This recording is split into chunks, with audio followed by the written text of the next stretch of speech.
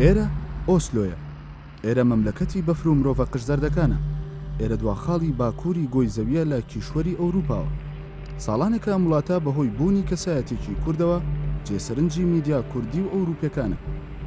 نەجمەدین فەرەج ئەحمەدی ناسراو بە مەلاکرێکار ساڵی 1954 لە شاری سلێمانی لەدایک بووە. ژیانی سیاسی و کۆمەڵایەتی کرێکار بە چەندین هەڵبەز و دابەزی جێسەرنجدا تێپەڕیوە. ناوبراو لە سەرەتای هەفتاکانی سەدەی ڕابردوودا دەچێتە شاخ و دەبێتە پێشمەرگەی پارتی دیموکراتی کوردستان و یەکێک لە جەنگاوەرە لاو بە جۆش و خڕۆشەکانی شۆڕشی ئەیلوول. کرێکار لەم قۆناغی ژیانیدا بەوە دەناسرێتەوە کە لە تەمەنی 17 ساڵیدا مەشقی لەسەر چەندین جۆرە چەک کردووە. هەر لەم تەمەنەدا کرێکار فڕۆکەیەکی عێراقی دەخاتە خوارەوە و سەری فڕۆکەوانەکە دەگرێت بە دەستەوە و لە پارچەکانی فڕۆکەکەش شەکرشکێنێک بۆ دایکی دروست دەکات و بە دیاری بۆی دەنێرێتەوە بۆ سلێمانی. لە دوای شکستی شۆڕشی ئەیلوول کرێکار دەگەڕێتەوە سلێمانی، پاشان لە فەرمانگەی ئەمیندارەتی گشتی کاروباری کۆمەڵایەتی لە شاری هەولێردا دەمەزرێت و ڕوو لەو شارە دەکات و ماوەی 3 ساڵ تێیدا دەمێنێتەوە. هاوشانی کاری فەرمانبەری کرێکار لە خوێندنگەی شەوان درێژە بە خوێندن دەدات. دوای تەواوکردنی قۆناغی ئامادەیی لە سەر خواستی خۆی دەچێتە بەشی عەرەبی کۆلیژی زمانی زانکۆی سلێمانی و بە پلەی دووەم ئەو کۆلێژە تەواو دەکات. ساڵی 1983 کرێکار هاوشانی عەلی باپیری هاوڕێی ڕوو لە وڵاتی ئێران دەکات و لەوێ سەلاحەدین محەممەد بەهائەدینی ئەمینداری ئێستای یەکگرتووی ئیسلامی دەبینێت. دوای 3 مانگ کرێکار لەگەڵەمەی دووەمیدا هەوڵی دروستکردنی ڕێکخستنێکی سیاسی سەربازی ئیخوانی دەدات، بەڵام لەم کارەدا سەرکەوتوو نابن.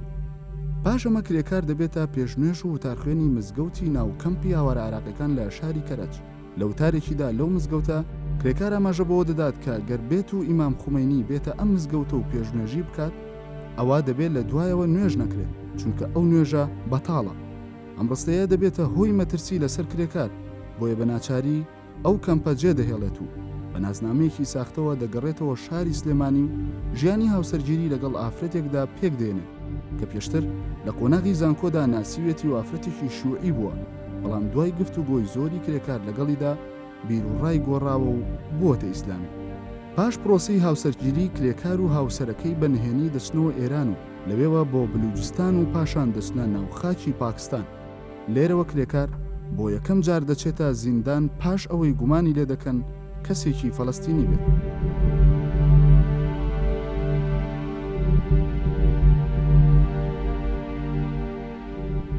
دوای بەڕێکردنی 100 ڕۆژ لە زیندانی پاکستانەکاندا کرێکار ئازاد دەگرێت و لەگەڵ هاوسەرەکەی دەچێتە شاری کاراچی پاکستان. هەر لەم شارە کرێکار چەندین کەسایەتی دیار دەناسێت، لەوانە عەبدوڵڵا عەزام، قەلبەدین حکمەتیار، بورهانەدین ڕەبانی و چەندین کەسایەتی تر. ساڵی 1988 و پاش کارەساتی هەڵەبجە مەلاکرێکار هەز دەکات خەباتی ئەو لە ناو ئیخوان موسلیمیندا هیچ سوودێکی نییە. هیوای ئیخوان موسلیمین هەڵوێستیان بەرامبەر ئەو کارەساتی بەسەر کووردا هاتووە هەڵوێستێکی ڕوون و ئاشکرانیە، بۆیە بڕیار دەدات بۆ یەکجاری ڕیزەکانی ئیخوان موسلیمین و زانکۆ و تەنانەت شاری کاراتچیش بەجێ بێڵێت و ڕوو لە شاری پیشاوەر بکا بە مەبەستی نیشتەجێکردنی خێزانەکەی و گەڕانەوەی خۆی بۆ کوردستان. لەگەڵ گەڕانەوەیدا کرێکار ئاشنایەتی لەگەڵ بزوتنەوەی ئیسلامی لە کوردستانی عێراق پەیدا دەکات. دواتر بە یەکجاری پەیوەندی بە بزوتنەوەی ئیسلامیەوە دەکات و وەک سەرکردەی ڕەوتێکی سەلەفی جیهادی لە ناو بزوتنەوەدا دەناسرێت و خەڵکێکی زۆری لێکۆ دەبێتەوە. ساڵی 1989 لە یەکەمین کۆنگرەی بزوتنەوەی ئیسلامیدا دەبێتە ئەندامی شورای بزوتنەوە. لە کۆنگرەی دووەمیشدا بە هەمان پلە دەردەچێتەوە و باڵەکەی زیاتر برەو دەسەنێت. برەوسەندنی باڵی سەلەفی و توندڕەوی ناو بزوتنەوەی ئیسلامی بوونە خاڵی قوڵی ناکۆچی نێوان بزوتنەوەکە و یەکێتی نیشتیمانی کوردستان کە دوجار شەڕێکی خوێناوی لە نێوان ئەم دوو حیزبەدا لێکەوتەوە با شکستی بزوتنەوەی ئیسلامی کۆتایی پێهات. ساڵی 1992 کرێکار و خێزانەکەی لە شاری پیشاوەری پاکستانەوە ڕویان لە نەرویج کرد و لەو وڵاتە مافی پەناهەندەیی سیاسیان وەرگرت.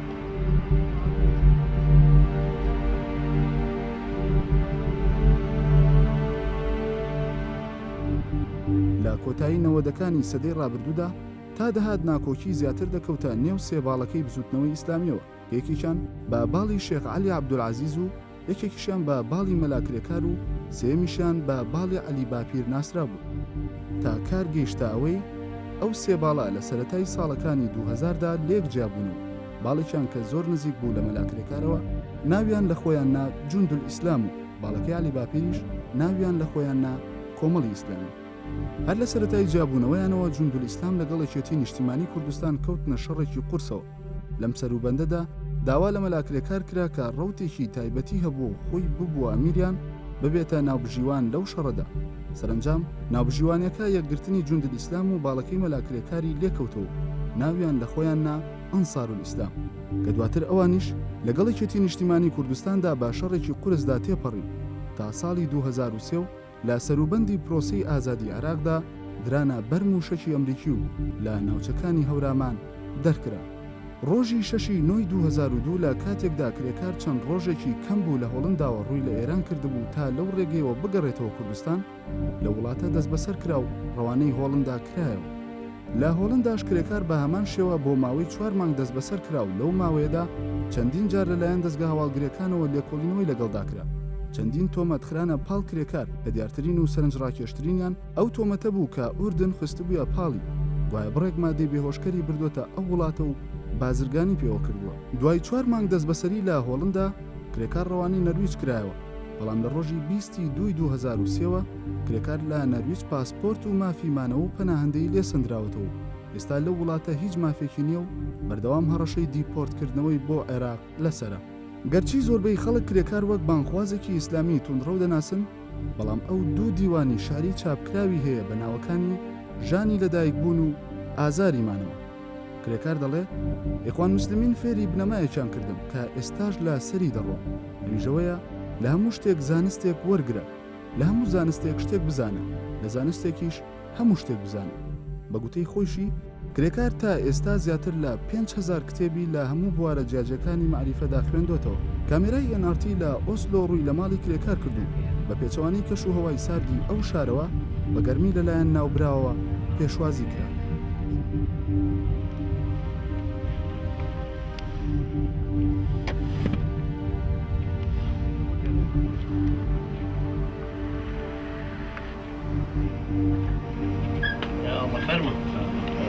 سرچان بخير وسرچان اخبار وسهلا بخير وسرچان فرمو بخير. میوانی ئەم دیدارەمان کەسێکی ناسراوە بەوەی کە دوژمنەکانی کەمتر نییە لە دۆستەکانی. ساڵانێکی زۆرە میدیای کوردی و نەرویجی و تەنانەت بگرە ئەوروپیشی بە خۆیەوە سەرقاڵ کردووە. میوانەکەمان مەلاکرێکارە. سپاس بە ڕخساندنی ئەم دیدارە. زۆر سپاس بەوەش بەخێر بێ. سپاس. سەرەتا حەزەکەم بەوە دەست پێکەوم پرسم چۆن ناو بێنم، مامۆستا کرێکار، مەلاکرێکار کامیان؟ یەکەم مەلاکرێکار جنێوە، چکە جنێوی جەلال تاڵەبانیە کە لە ساڵی 1992 لە ناو جەمعێک لە کادرانی خۆیان بەگاڵتە پێکردنەوەڵێ مەلاکرێکار مەلا پڕۆلیتار. ئەوە یەکەم جنێوێکە کە لێوە هاتووە. جنا بە نیسبەت منەوە تەوان مەلایەتی فەخر و شانازیە، مەلایەتی پەیامی پێغەمبەرانە و پێشەوایەتی میلەتانە بۆ گۆڕانکاری. ئەمما مەلایەتیەکی ترکە عایدی اتحاد العولەمایە و عایدی ئەوقافە و عایدی ڕسمیاتە، ئەوە وەزیفەی ئەوقافە، وەکو مامۆستا و سلکی سەحی و ئەوانی تر وایە. بە نیسبەتی مامۆستا کرێکاریشەوە خەڵکەڵێ مامۆستا کرێکارە ژنا کرێکار لە قەبێکی شعریە، هەر پێشم بڵێ کرێکار پێم عادیە. باشە ئەگەر خۆت پێناسە بکەی چۆن خۆ دەناسێنی؟ وەکو وتاربێژێکی ئاینی، سیاسی، ئۆپۆزیسیۆن، مجاهید، چۆن چ شێوەیەک خۆت پێناسە؟ من وەکو مسلمانێکی کورد، مسلمانێک بە کامل معنای کەلیمەی مسلمان بوون، واتە وەرگرتنی ئیسلام وەکو دید و ڕێباز، وەکو عیبادات، وەکو شەریعەت، وەکو بانگەوازێکی گۆڕانکاری، وەکو ڕەنجدانێک بۆ دروستکردنی دارالئیسلامێک کە سەروەری شەرعی تیا بێتەتی. ئەمە وەکو مسلمانێک و کوردیشم، چونکە ئەم فکرە و دید و تێڕوانینە پێویستە بێتە سەر واقعی ئەو میلەتەی کە تایە ژین کە کووردە، بۆ لاوردنی ئەو هەموو مەزڵومێتی کە لەسەری کۆبۆتەوە. وەکو کوردستانیش بیرەکەمەوە سەر بە هیچ شوێنێکی دەرەکی نیم، پەیوەندیشم لەگەڵ هیچ شوێنێکی دەرەکیانی. دوام لە کوردێکی موسڵمان یا موسڵمانێکی کورد فەرق ناکە. ئەو جەدەلێکی هەرزەکارانەیە، هی بێ ئیشیە بەڕاستی، چونکە کابراکە قەت پێی ناڵن تۆ مارکسێکی کورد مارکسیەکی کوردیا کوردێکی مارکسی هەبوو لە کابرای مسلمان بۆ بپرسن باشە مسلمانێتێکە کۆمەڵێک دید و تێڕوانینە ئەفکارە بەرنامەیە لە سەریایەتی کۆمەڵە معتەقەداتە هەرە میسانێ و شڕواڵ لە پێ ینی چ زەرێکی لەوە داوە کە هەردووچیان لە یەک کاتا بن با ئەگەر ئێستا بڕۆینە ئەو لەو محوەرە قسە بکەین ئێستا لە ساڵێک لەمەوبەر تقریبان بزەبت ساڵێک لەمەوبەرەکە کە لە مانگیەکی 2010 هەوڵی تیرۆرکردنێدرا لەلایەن کەسێکەوە کەسێکی ناناسراوە پاش یەک ساڵ ئەو کەسە ئێستا دەستگیر کراوە ینی کە ئێستا مانگیەکی 2011 ئەو کەسە دەستگیر کرا بزەبت پاش یەک ساڵ تۆ شکل لە چەند لایەنێک و چەند کەسێک و شکل هەبوو بەڵام کەسە تاوانبار نەکرد ئەو کەسێک کێژی گیراوە ئەو کەسە بوو کە جێی شک بوو پێشتر ئێمە نازانین کەسێکە یا کەسانێکن و چ لایەنێک لە پشتێتی و هێشتا توێژینەوەکانی پۆلیسیش دەری نەخستووە کە ئەو کەسە تاوانبارەیان نەبێ گومانە بێ بچێتە دادگا و ئەو گومانانە یا بڕەونەوە لە قازانجی دادگا قازانجی کێشەکە یان لە قازانجی کابرا خۆیە بێ و بەری دەرەچێ ئێمە نازانین ئێستا تا چ ڕادەیەک وایە و هەروەها ناژبێ حساب بۆ بکەین ئەگەر گومانەکان هاتنە سەر کابرایەکی کورد یا چەند کەسێکی کورد ئیتر لایەنی تر جێی گومان نەمێنن لەبەرەوە قەزێکە بۆ خۆی ئاڵۆزە پۆلیس هەر بە دوای قەزێکەی هاڕاتەوە دیسان تحقیقاتێکی خەیاڵی کراوەتیایە بەڵێ ئەوەی کە هەوڵی ئەو هەوڵە یا بەرامبەر بە تۆ کورد بوون ئەوروپی بوون چۆنەری بوون ئێستا تحقیقات لەگەڵ هەموو جنسێک کراوە لەگەڵ هەموو توخمێک لەوانە بەڵێ هەیە کووردە هەیە غەیری کووردە و غەیرە کوردەکانیش بە هەمان شێوەتیانە کە تاوانبارە یا جێگومانە لەبەرەوەی تر بەڵام زۆرتر گومانەکە بۆ چەند کەسێکی کورد چووە کە تحقیقاتی پۆلیس زۆرتر ئیتر تەرکیزی کردوتەوە سەر ئەوان یعنی زیاتر گومانەکان وا دیارە لەسەریان خولاوەت ئەوە ژیراوە کووردە بەڵێ باشە ئەگەر ئێستا با بڵێن تەوەرەکە باسی ئەوکەین ئێستا ژیانی تۆ کە لە نەرویجی ماوەی لە مانگیەکی 2011 پارێزەرەکە هەواڵێکی بڵاو کردەوە وتی مامۆساکرێکار بە تەمایە بگەڕێتەوە کوردستان و ئەمەش وەزیری دەرەوەی نەرویجی زۆر خۆشحاڵ کرد و وتی زۆر خۆشحاڵە بەوە بەڵام تۆ لە هەر لە هەواڵەکە باسیەوە کە محامەکە کە بە تەمای ساڵێ 2-3 ساڵێکە بگەڕێتەوە نازانیکەی مەبەست چۆن ئەم مەسەلەیە چۆن ئەگەرەوەمان باسکەی کێ گەڕێتەوە بۆ چۆ گەڕێتەوە چۆن ئەم مەسەلێ بۆ و ئێستاش باسکران یەکەم لەبەرەوەی لەم ماوەیە نزیکی 400 کەسیان ناردۆتەوە و خەڵکێکە نێرێتەوە عادەتەن بۆم لاولا حیزبە لیبراڵەکانیش یەمینیەکان بڵێن ڕاستڕەوەکان کە وەکو خەسمی من هەڵس و کەوتەکان ئەوان ئیسارە کرد کە بۆچی مەراکرەکار نانێرێتەوە ئەویش لە وەڵامی ئەوەی ئاڵێ باشە خۆ کەس خۆشحاڵ نییە بەقەدەر چوونەوەی مەلاکرەکار وەکو خۆی بۆ وڵاتی خۆی ئەو لە هەموو کەس خۆشحاڵترە بۆی کێسە لە وڵاتی خۆیان وایە و بڕیاری محکەمەش دراوە و شتێکی قانونیە کۆتایی پێهاتووە وەکو سیاست مەدارەکانیش هەوڵی خۆیان خستۆتە گەڕ بەڵام ئەمە کارێک نیە ئێستا ئەنجام بدرێت ئەمە کۆمەڵێک لەمپەری لە ڕێگایە کۆمەڵێک بربەست هەن کە ئەو بربەستانە لە ڕێی کەسێکی ترانین کە تەسلیمەکرێت ئەمە ئیتر بوو بەو زەجەیە کە گوایە مەلاکرەکار داوا ئێواکە کە بگەڕێت داواشم نەکردو داواشم نەکردەوە بە کەسیشم نەوتۆ دوایە مەخۆ هەروە جادەی قیر نییە خۆ بلیت ببڕین و بڕێنەوە لە مەتارێکا دابەزی ئەو کەسانەی ئەم قەزەی مەلاکرێکاریان دروست کردو خۆیان مەسئولن لەوەی بچوکی کردنەوە ئەو قەزەی من نەماوە ئێستا لە سەرەتاو بە نەرویجیەکانم وتم ئێوە فووەکە نەمی زەڵانێک ڕسمتان لەسەر کێشا و ڕسمی کرێکار ڕسمێکی ترسناک و تا فووی پیاکەن چاوی زەخترە بێ بۆی میلەتی خۆتان بترسێنن بۆی ئەم ترسەش تەوزیف بکەنەوە بۆ کارێکی سیاسی ئێستا میزەڵانەکان ئەوەندە فوتێ کردووە نە پێیان فشکرێتەوە نا پێشیانە تەقی ئەش ترسن لە دەستیان نابتەقی بە من ئەڵێن وەرە تۆ تەگویرێکی بکەڵم نا کەسەی فوی تێ کردو تەگویری بکە من پێش دروستبوونی قەزەی مەلاکرێکار لە نەرویجە کابرایەکی کورد بووکۆ هەموو هەزاران کوردەی کە لێرە ئەژین ئەهاتمەوە ڕۆشتمە هاتمە ماڵی خۆم و 2 مانگ 3 مانگ ئەمامەوە گەڕامەوە بۆ وڵاتی خۆم بۆ کوردستان بەڵام کە تۆ قەزێکە دوا گەورە کردو بڕ تۆ خۆت مەسئولی ئەسڵەن خۆی تێناگەێنم چونکە من جارەوە ساڵێکیشە هەرچی ڕاکەن بە دوامە مقابلەیەکیشم قبول نەکرد جوابیشیان نادم من گەڕامەوە سەر کوڕە پۆلیسەکەی جارانی خۆم و نەمەلاکرە کارە گەورەکەی تۆم بە مقابلە ڕاکەی بە دوامە تەواو من ئەوە ئەو کەسە کوردەم کە هاتمەوە بە ماڵەوە سراحەتیشە کرد لە بنبەردێکی ئەم نەرویجەیەوە گەڕایە هیچی تر تۆش بڕۆ کێشەکەت گەورە کردو بۆ سیاسەتی جۆرج بۆش بڕۆ بچووکی کەرەوە چ مشکلەیەکی منە تۆ مەبەست لەوێسە خۆشە باسی ئەوت کرد کە ئەما خۆیان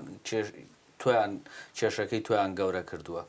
و زۆر جاش لە ڕۆژنامە ئەوروپیەکانە بە گشتی ئەبینین باز لە تۆوەکە نەڵەن میوانێکی نەخوازراوە ئێمە پێمان خۆش نییە لێرەیە چۆن ئەم شتە سەیرەکەی تۆ هیچ نییە جارێکەکەم ئەو قسەیە بەقەدەر ئەوەندەی کە خەڵکێک بڵێ ئێمە حەز ناکەین کرێکار لێرە بێ بەقەدەر ئەوەندەش خەڵکێک هەیە لێ ئێمە مەناعەتێکمان نییە لێرە بێ 20 ساڵە کابرا مخالفەی هیچ شتێکی نەکرد 20 ساڵە هیچ جەریمەیەکی لێ دەرنەکەوت 20 ساڵە کەسی هەن نەداوە لەسەر هیچ جەریمێ باشە 20 ساڵە کابرا لێرەیە مخالفەیەکی لە پاسا نەکردو لە بازارە نەکردو لە مەکتەبێکە نەکردو لە شوێنە نەکردو 20 ساڵە کابرا دانیشتو بە مسالمی تۆ بتێ بیخێتە بەحرێکی خوێنەوە یعنی لە پێناوی چی ئەم خەتۆیە ئەنجێ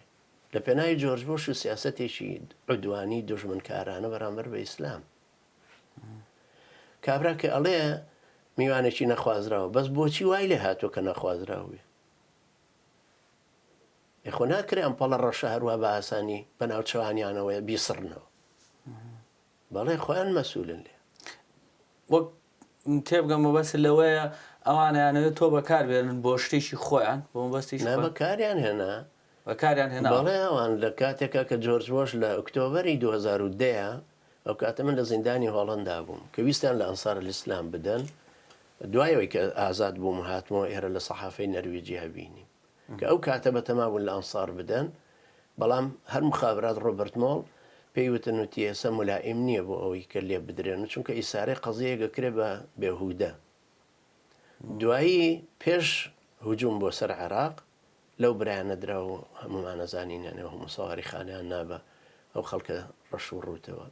لە بەرخاتری چاوی کاڵی جەلال تاالبانی و ڕێککەوتنەکە یەکێتی دوای ئەمە قەزەکەی منیش بوو بەو قەزەیە کە ویستیان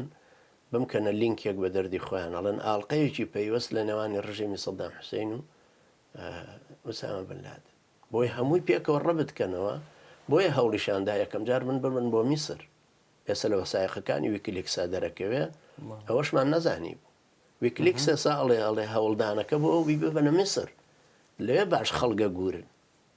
لەوێش باش وای لێەکەن کە هەموو پەنجەکانی مۆرکە دوای کە ئەویان نەتوانی من لە هۆڵندا گیرا بووم قەزەی مخەدراتیان ئامادە کرد بۆ ئەوەی بە پێی قانونە کە بتوانێت من تەسلیم بە ئوردون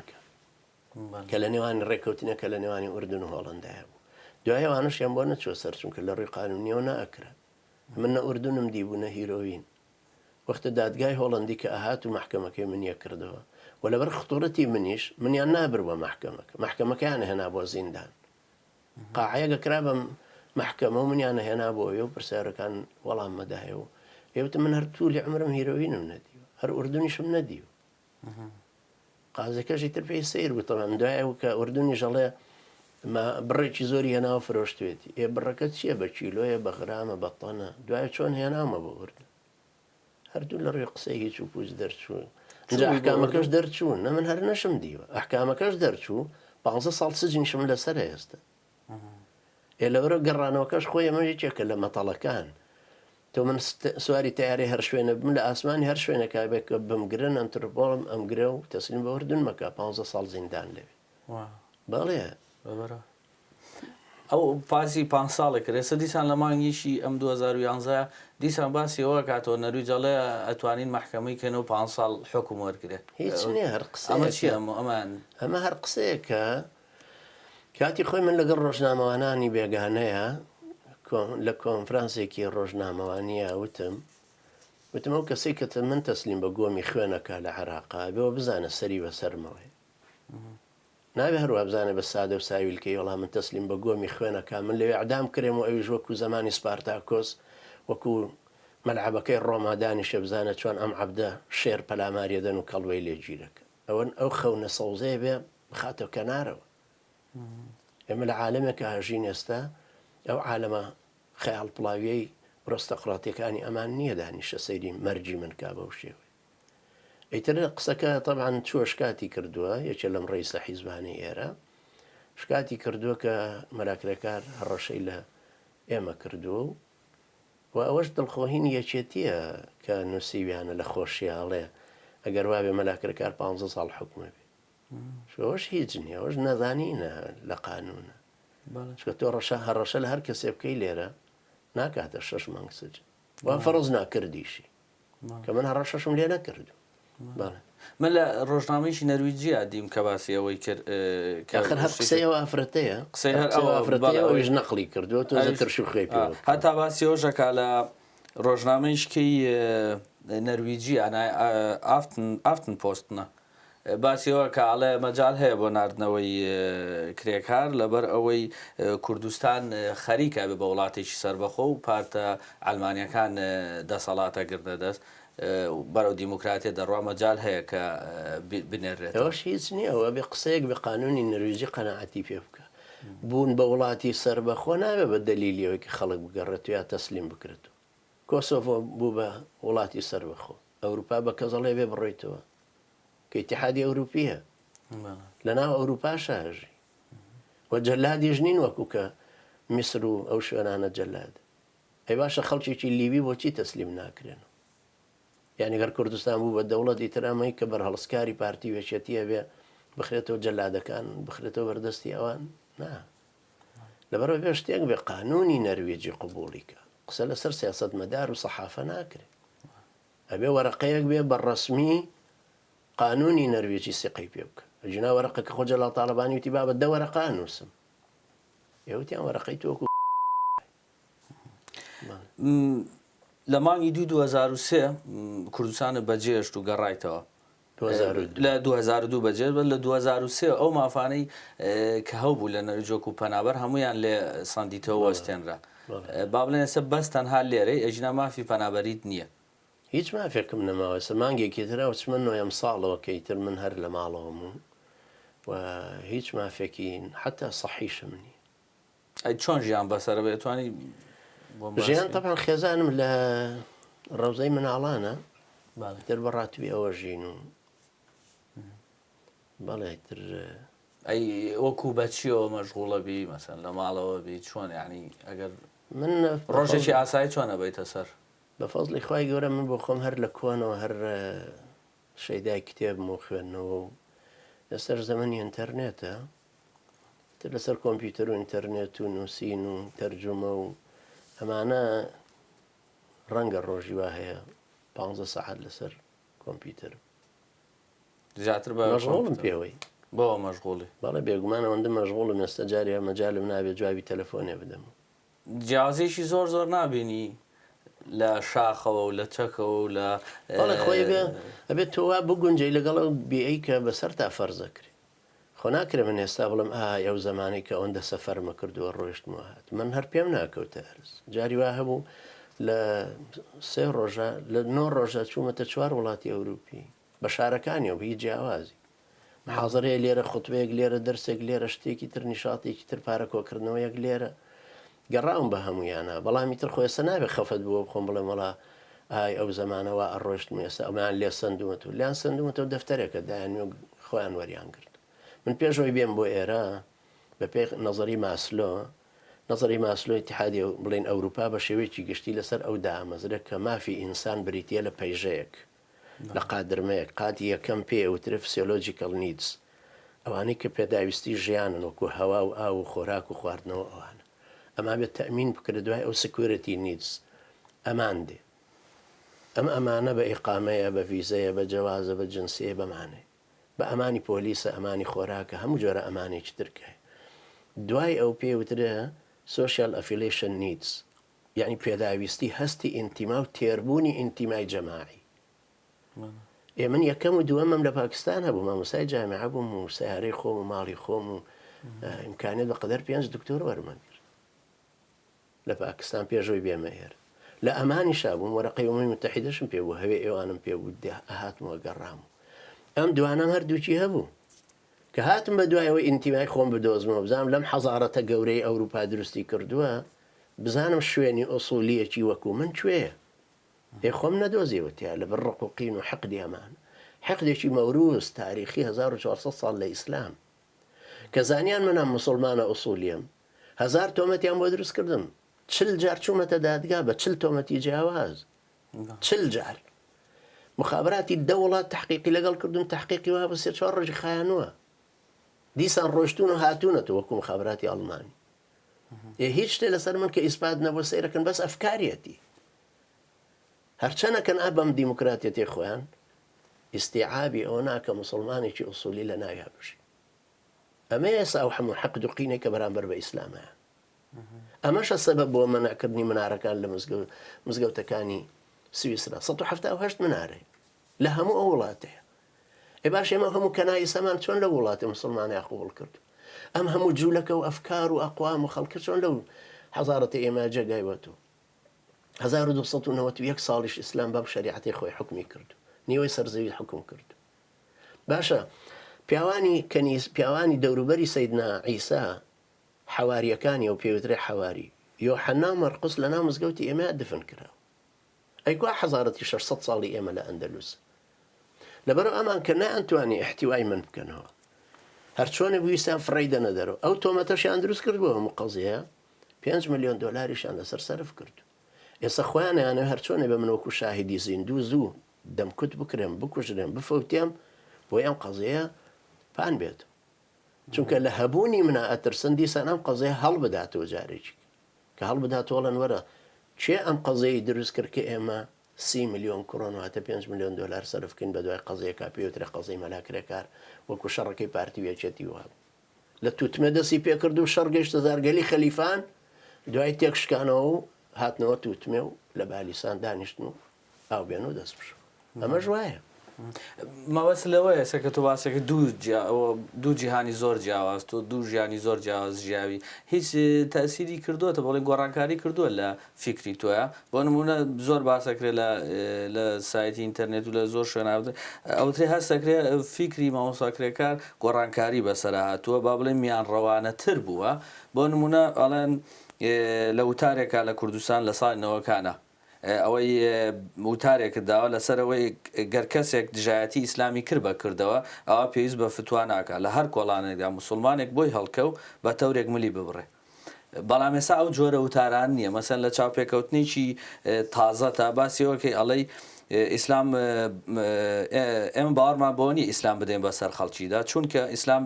دینداریە قەناعەت و فیکر و ژیری و ویژدانە پابەندبوونی قیەم و خواپەرستی ڕۆژانەیە ئەمە دوو شتی جیاوازن یەکەم ئەوە لە 25/1992 قسەی یەکەمم کە کردو بەرامبەر حاکمی وڵاتێکی مسلمانە بۆی نییە ئەو کوفرە زەقانە لە وڵاتەیە لەسەر حکم و دەسەڵاتەوە بکە هەرچی کەسێ کوفر و دەسەڵاتی بوو پێکەوە لێ قبوڵ ناکرد ئەبێت تەبەڕای ئیسلامەتیەکە بکە بۆی بڵێ من کافرم و حکومەکە یان ناتوانێت بژ لە من مسلمانم و حکمی کوفریشتان بەسەراکەم ئەو کوفرەژەکەم ئەو جواب نە ئەو کاتە گۆڕاوە 25/9/92 نە 25/9/2012 گۆڕێ چکۆ ئەنا ئەحکامی شەرعین هەرچی کەسێک دەسەڵاتدار بوو کوفری بواحی لێوە دەرکەوت يجوز الخروج عليه يعني پێویستە شۆڕشی بەرامبەر بکرێت کە توانای مسلمانان هەبوو ئەمە فەرق ناکە جەلال تاڵەبانی مەسعود بەرزانی وەک یەک وایە ئەمە مەسەلەی تریان کە ئیسلام ناتوانین ئێمە بیدەین بەسەر خەڵکە چونکە ئیسلام وجدانی ئینسانە لە ناخیە قەناعەتکردنیشی ناخە من چۆن نتوانم بە زۆر تۆ ئیجبار بکەم من نتوانم وار لێ بکەم وەرەقەیەکی ئیمزاکەی وەکو جەلادانی پارتی وێچێتی بەس خۆ من ناتوانم تو لە تۆ بکەم تۆ منو خۆش بێ چکۆ خۆشەویستی لە ناخی خۆتایە من ناتوانم وار لێ بکەم وەلاءت بۆ پارتی هەیە ئیجبارت کەمە بێ وەلاءت بۆ یەکێتی هەبێ پەڕۆسەوزەکە تێوە پێچمە عەلەمەکەش هەر بەرزەکەی تۆ ڕەسمی جەلال تاڵەبانیش هەڵەگری بەڵام تۆ لە ناخی خۆتە هەر مەسعود بەرزانیت خۆش ئەمانە عیلاقەی بە یەکترەوە هەیە بۆیە ئیسلام ناتوانی بە چەکوش بدەی بەسەر خەڵک ئەفکارێک کە بە چەکوش درا بەسەر خەڵکا وەکو چەکش و داسەکەی لینین تەواو کورتترین حەضارەت بۆ 70 ساڵ تو لینە کێشە ئینهیاری کردنیوەی سەر ئەرز بەدەست کۆمونیستیەوە بوو هەمووی ڕووخاو هاتە خوارەوە لەبەر چی لەبەرەوە لەگەڵ سروشتی ئینسانە ناگونج ئیسلام ئێمە باوەڕمان وایە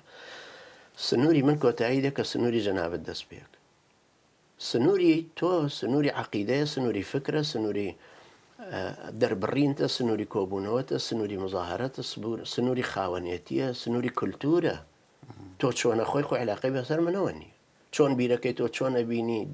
بیرکردنەوەکانی تۆ لە ڕێگای سێهیدایەتەکەی خۆتەوە دەم و چاو و گوێتەوە لە مێشکدا ئەوانێکەوە گەڵاڵە بوون و دروست بوون وێنایەک دروست بووە خۆشەر نییە ئەو وێنایەوەکە وێنای بکە لە لای منە چکە ئەفکارمان تێکەڵ بەم وێنایە بنەوە بەڵام هەردووکمان مهمە بڵین ئەم کاغەزە سپیە و لاکێشی بۆی مغاڵەتەی تیانەکەین چکە خۆی لاکێشیە لەبەر پێناسەی لاکێشە ئەزانین چییە سپیشە لەبەرەوە هیچمان عمل ئەلوانمان نییە تاکو ڕەنگەکان لێک جیانەکەین ئێمە مکابرەمان لەگەڵ ئەم ململانەیە کە هەیە ئەم مکابرەی کە لەسەری دروست بووە بەرهەڵسکاری ئەم شتین کە پارتی وێچەتی مسڕن لەسەرەوەی ئەو دیوەخانەی کوردایەتی کە لە هەولێرە وەڵامە پەرلەمان کە قیاسیەکەین بە پەرلەمانی ستۆکهۆڵم و ئۆسلۆ یار ناویان مشتەرەک هیچ نییە ینی کابرای پەرلەمان لێوێ خۆی ئیمزای کردو خۆی شەقیتی هەڵەتە پەرلەمانی ئێرە هیچ کەسە ناتوانێت بڵێ حیزبی حاکمم لە ناو ئەمانە دەسەڵاتم هەیە ئەمە مۆزوعک کەوا علاقیانە نییە بە یەکترەوە ئەوەی کوردستان لە زمانی 92 25 زمانی سڕاع زمانی ململانێ و دەستشکانەوەیە دەستشکانەوەی عسکەری دۆزانی یەکێتی بە درێژایی تاریخی خۆی ئەو هێرشانەی هەر کردوتە سەر ئێمە لە یەک شەڕەکە ئەمە 1990 شەهیدماندا و 276 بریندار مەوەس لەوە ینی گۆڕانکاری لە فکرتان ڕووی نایەوە نا گۆڕانکاریەکە ئێمە بۆ خۆم من وەکو خۆم لە دائیرەی ئیسلامەتی خۆمە ئوسولی تر بووم بەڵام لە دایرەی دەرەوەی خۆما لیبراڵم هەروەکو پێشتریش هەروە بووین ئێمە لە دائیرەی ناوداخلی خۆمانە ئوسولی ئیسلامی قورئانی لەسەر سنەتی پێغەمبەر صلی الله علیه وسلم ئەگەڕێنەوە بۆ زەمانەی کە سەحابە چۆنی بیر کردوتەوە معتەقەدەی چۆن وەرگرتووە تۆ حەقی ئەمە چییە من حەقم چێت بەسەرەوەی تۆ ترسکی وەرگرتووە یان لینی من حەقم چێت تۆ تەفسیری مارکسیزم بە شێوەی لینینەکە یاهی ماوچیتۆ تۆ ئەفکاری خۆتە بەس مهمە سنووری تۆ کۆتایی پێ هاتوو کە سنووری من دەستی پێ کرد تۆ حەقچێ من سۆفی میا سەلەفی مەدخەلی میا یەکگرتووم تۆ حەقی ئەمەی ناوەوە نییە من حەقی ناوەوەی تۆم نییە بەس حەقی سنوورەکانمانە هەیە لەگەڵ یەکتر من لە ناو سنووری خۆمە مسلمانێکی سەلەفی جیهادی ئوسولی قورئانی سنەتی ئەمەم دیدێکی فکری ململانەیەکی شارستانێتی لەگەڵ ڕۆژاوا هەمە بە سیفەتی ئەوەی کە ڕۆژاوایە نەک لەبەر ڕۆژاوای وەک جوگرافیا لەبەرەوەی سەرمایەداریەکی هێرشێکی سەرمایەداری ڕیشەکێشکردن بەرامبەر بە ئیسلام هەیە من لەم بەرەی ئیسلام ئاوەستاومەتەوە بەرامبەر بم ئەمە من لێرە بەڵام لە هەمان کاتیشا من بۆم نییە مافی کابرایەکی نەروێجی لێرە بفەوتێنم بیخۆم سنووری من کۆتایی هاتوو کە سنووری ئەو دەستی پێ کردو ئەمە ئەو چۆن بیرەکاتەوە لە من و ئەزانە من ئینسانێکی دڕندە و پیا و کوژ و خراپەکار و ئەوەی کە میدیا لە مێشکیەوە دروستی کردووە خۆم و بەختمەوە بڵێم چی مسەیترن بەسەرا منە بێ هەر هەوڵ بدەم بۆی ڕاستی کەم کەوانە بڵێ بەڵام ئایا و دەسەڵاتم هەیە توانم لە حدودێکە ئەم توانی بەزەسە هیچ ناتوانم کە من هەموو مەسافەکەم 2 متر مربع لە وڵاتە دیموکراتی کە من هیچ مافێکم نیە هیچ قسەیەکم نییە هیچ شتێکم نیە ناتوانم تەنانە دوتم بە خۆڕایی دەرسەڵێمەوە لە جامعی ئۆسلۆ زمانی عەرەبی کە اختصاصی خۆمە قبوڵیان نەکرد بەڵێ لەبەرەوە یعنی ئەو استعدادی ئەوەی نییە تۆ بهێڵێ لە مجتەمەعەکەیە بجوڵی چونکە ئەترسێ لە ئیسلام غەرب زۆر بەجددیە ترسێ لە ئیسلام ترسەکەی لەوە نییە هەڵی تەکێنینەوە بیتەقێنینەوە ترسەکەی لەوەی ئەفکاری دەرهێنی بەڵێ چونکە خاستن دوای مسلمانبوونی کەڵە پیاوانێکی وەکو ڕوجە غارودی وەکو مۆریس بۆکای وەکو مراتۆفمان لە ئەڵمانیا سەفیر بوو یان کنوت لە سوید سەفیر بوون ئەوە حەزەکەم قسەی لەگەی و گوتم تەوەرێکی لە دوایە ئیسلام لە ئەوروپا و پەنابەرانوانە قسەی لەسەرەکەین بەڵام بەنسبەت نەروی جوانەوە لە هاوینی ڕابردووی 2010 باسی ئەوە ئەکرێت کە تۆ هەڕەشەیەکە کرد نەرویجەکانی تووڕە کردووە بێزار کردووە لەو شتە کە باسیەوەکە ئەگەر بە زۆر تۆ بنێرنەوە ئەوە یا کوڕەکانت مناڵەکانت یا ئەنسار یا قاعدە تۆڵە لە نەرویجەکەنەوە ئەوە هەر ئەو قسەیەکە کردم کە لەو کۆنفرانسی ڕۆژنامەوانە بێگانەکانە کەوتم کە باس لە ناردنەوەکە ئەکەنەوەڵم باشە ناردنەوەکە خۆرە ئاسان نییە تۆ لە ڕێگای UN من هاتووم بۆ ئێرە و ئەمانت داومەتی ئەگەر نەدامایەتێ ناهاتم بۆ وڵاتی تو من لە ڕێ UN هاتوون بۆ ئێرە و لە ئەمانە و 20 ساڵم لێرەم هیچ شتێکم نەکردووە معقولە تۆ هەڵم گری بم خەیتە ناو خوێنەوە معقولە تۆ بم دەیتە دەست کۆمەڵە جەلاد و لێ بمجنن تۆش سەیری ئەم دیمەنە بکەیتەوە تۆش زەریبەکەی نەدەی لەبەر هەر کەسێ ئەمە بکە ئەبێ زەریبەکەی بدە باشە کە زەریبەکەیدا چێ ئەم زەریبەیە وەرەگرێ نازانین چێ وەرەگرێ قاعدە تۆڵە کاتۆ جەماعەتە جیهادیەکانێکەنەوە خۆ جەماعەتە جیهادی عێراقەکان کە تهدیدی نەروێجیان کردوتیان ئێمە زین ساحەوی قسەی خۆشمانن ئێوە شتێکی وەها بکەنە بێ هەڵوێستەکەش بدەن ئەبێ زەریبەی ئەمە بدەن باشە تۆ کە سوکاری خۆشم قسەژە فەرمی باشە هەر کە سوکاری خۆمەوە ئەو خەڵکی کە خۆی بە شوێن کەوتوی منەزانانی هەر ئەمە چۆن قبولەکە باشە ژنێکی نەروێجی بڕوە ئینجیل تەوزیعکە لە هەڵەبجە نەرویجش من تەسلیم کاتەوە بە کۆمەڵە جەلاد لەوێ لەسەر مەرجی من هەڵپەڕ نابێ مە معادلەیەکی زۆر زاڵمانێ بەس تۆ کە باسیەوەکەی مناڵەکانەوە قسە لەسەر ناکەم وەکو باوکوانە بەڵام باسی ئەنسار و ئەنسار ئیسلام و قاعیداکەی کە ئەوان تۆڵاکەنەوە دوو شتێ ئێستا وروژان لێرە یەکیانەوەی کە ئەڵێ ئەبێ باجەکەی بن کە مەسەن تۆ بنێرنەوە خەڵکیشکە بەرامبەر بۆ هەڵوێستیە بێت بەڵام لەوانەیەشیش کە باجەکەی با کە ئەو نەبوو بێ مەبەسم لێ نەرویجیش کە باجەکەی ئەوە با کە ئەو نەبوو بێ ئێمەش عەقڵمان پێشکەم سراحە یعنی معقولە ئێستا یەکێک من بنێرە تۆ ئێمە زەریبەکە لە یەکێکی تر وەربگیرێتەوە چۆن شتی وایە حیزبێکی سیاسی قرار بدا کە من تەسلیم بە عێراق کاتەوە بیشیکە دوای داماوێک لە محەڵەی قتارە زەریبەکەی بدا ئەمە بەس لەوە نەبوو وەکو قاعدە تەقینەوە لە ناو نەرویجا بە چونکە باوەڕمان بۆ جۆرەشتانە نییە مە باوەڕمان بەوە نییە کابراایەکی مەدەنی داما و هەر تێکەڵ بە سیاسەتیش نابێ محەڵەیەکی قیتار بتەقێنیتەوە چییە تۆڵە لە سیاسیەگەکەی تۆ کە لەسەر حکومە قەرارێکی غەڵەتیدا نانایمە بڕامان بۆ جۆرەشتانە نییە و ئێمە ئەو ئەمانەش کە مجتەمەع داوینەتێ خیانەت لەم ئەمانەش ناکەین ئەمانە ئەمانیان داوە بە تۆ کە ئەمانیان داوە بە تۆ ئەبێت تۆش بالمقابل وەکو عەقدێک گرێبەستێک وایە وەلەو نادیارە گرێبەستێک کە تۆش ئیمزات کردووە لە دڵی خۆتا ئیمزات کردووە لە دینەکەت ها ئیمزات کردووە ڕۆحیان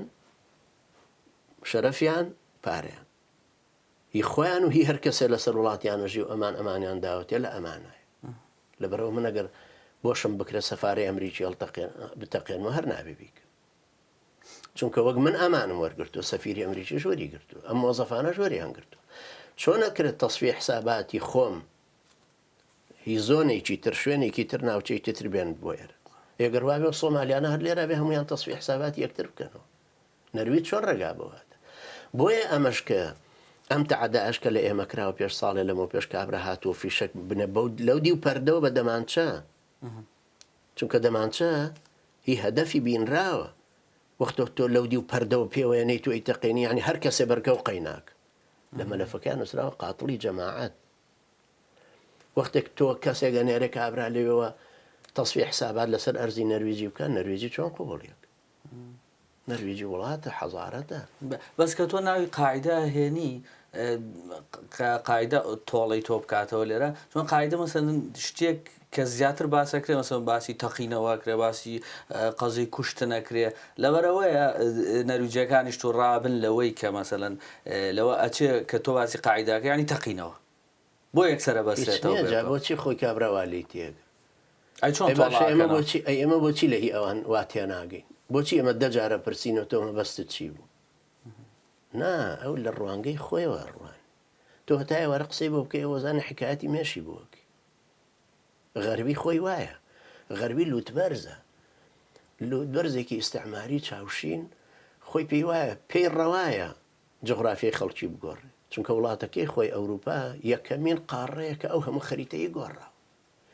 گەورەترین خەسارەی خوێنی بەشەری لە ئەوروپایە بۆ 99 ملیۆن کەس لە مدەی 36 ساڵە کوژرا لە حربی عالەمی یەکەمە 38 جۆر مردن تەوزیحان کرد بەسەر ئەم بەشەریەتێ لەبەرەوە ئەمانە بۆ خۆیان چایان لەو شتانە ناترسێت تۆ هەتای وارە بۆیان باسکێڵێ کورن خوێنەواری وڵاتی ئێوە هەروایە خۆ تۆ بە قاون حەزارت نازانی بە زۆر جارێ باسیەوە ئەکرێت کە ئەلەن باشە کە دوای ئەو قسانەوتیان ئەگەر مامۆساکرێکار پەیوەندی نییە لەگەڵ ئەنسار و قاعیدەیە چوزانێ ئەو چوزانێت تۆ ئێمە چوزانی تەحلیلە. ئەوان ئێمە تەحلیلە خۆ من یەقینم نییە لەسەر ئەوە یەقین نەبوو. ناتەوە من چوزانم من ئەڵێم لەوانەیە ئەم ڕدود فعلەکەی کە بێتەوە ڕدود فعلێک بێت لە چۆ دێتەوە بەڵێ لەم جەماعەتە جیهادیانەوە لەو کەس و کارەوە لەو خەڵکی ترکامان ناسە خۆی چوزانی لە سۆمالیەکەوە دێ بۆ محەممەد وێری مەغریبی وەختەکەم چووە سەر کابرای هۆڵندی کوشتیشی بەدەمانچە دوایش هەشت چقۆی لێدا ئاخر وەرەقەشی پێوە چەسپاوتی ئەوەش چقۆکە و پۆلی زۆرەوەش دەمانچک مەغریبی کابرا چ عێلاقێکی بەسەر ئەو سڕاع و بار لەوێش گەورە بوو لە هۆڵند لەبەرە تۆ نازانی ئەوەی لە عەقڵی باتنی مسلمانانە زەرع بێتەوە لەسەر ئەمە هەموو زوڵمەی کە لە سەرمانەکرێ چێ دەسەداتە تۆڵەکردنەوە بەڵێ یەکێک دەبێ بە شەرارەی ئیشکردن سپاس بۆ لیدا سەرچاوە